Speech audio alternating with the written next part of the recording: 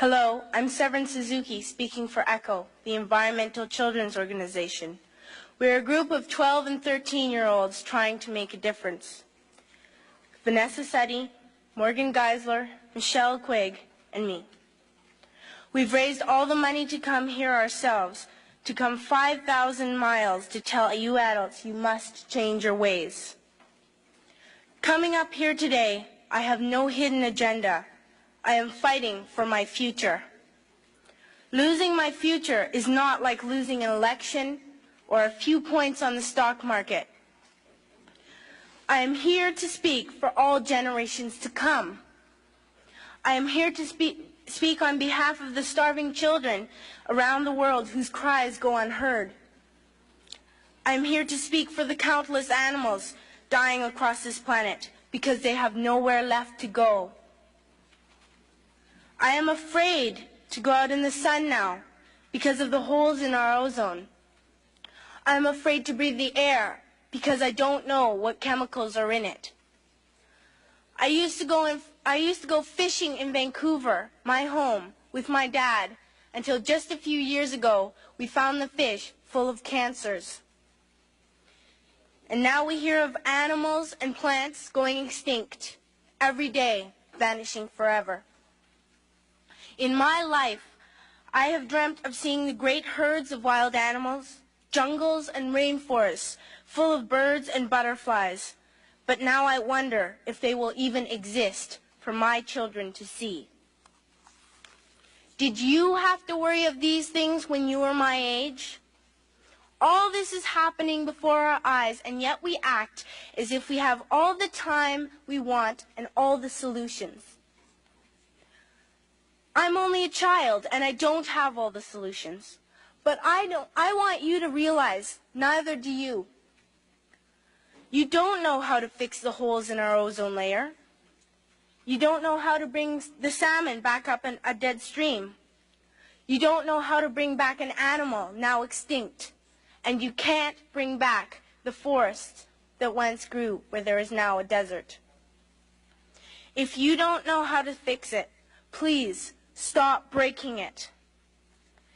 Here, you may be delegates of your government, business people, organizers, reporters, or politicians, but really, your mothers and fathers, sisters and brothers, aunts and uncles, and all of you are someone's child.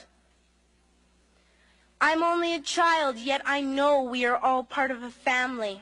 5 billion strong, in fact 30 million species strong, and borders and governments will never change that. I'm only a child, yet I know we are all in this together and should act as one single world towards one single goal. In my anger, I am not blind, and in my fear, I am not afraid of telling the world how I feel. In my country, we make so much waste. We buy and throw away, buy and throw away, buy and throw away, and yet northern countries will not share with the needy. Even when we have more than enough, we are afraid to share. We are afraid to let go of some of our wealth. In Canada, we live the privileged life, with plenty of food, water, and shelter.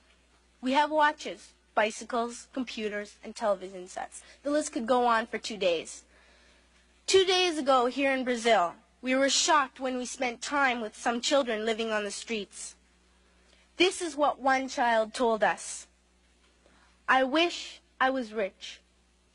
And if I were, I would give all the street children food, clothes, medicines, shelter, and love and affection. If a child on the streets who has nothing is willing to share, why are we who have everything still so greedy? I can't stop thinking that these are children my own age, that it makes a tremendous difference where you are born. That I could be one of those children living in the favelas of Rio. I could be a child starving in Somalia, or a victim of war in the Middle East, or a beggar in India. I am only a child, yet I know if all the money spent on war was spent on finding environmental answers, ending poverty, and finding treaties, what a wonderful place this earth would be. At school, even in kindergarten, you teach us how to behave in the world. You teach us not to fight with others, to work things out, to respect others, to clean up our mess, not to hurt other creatures, to share, not be greedy. Then why do you go out and do the things you tell us not to do? Do not forget why you are attending these conferences, who you're doing this for. We are your own children. You are deciding what kind of a world we are growing up in. Parents should be able to comfort their children by saying, everything's going to be all right. It's not the end of the world, and we're doing the best we can. But I don't think you can say that to us anymore. Are we even on your list of priorities? My dad always says, you are what you do, not what you say. Well, what you do makes me cry at night. You grown-ups say you love us, but I challenge you, please, make your actions reflect your words. Thank you.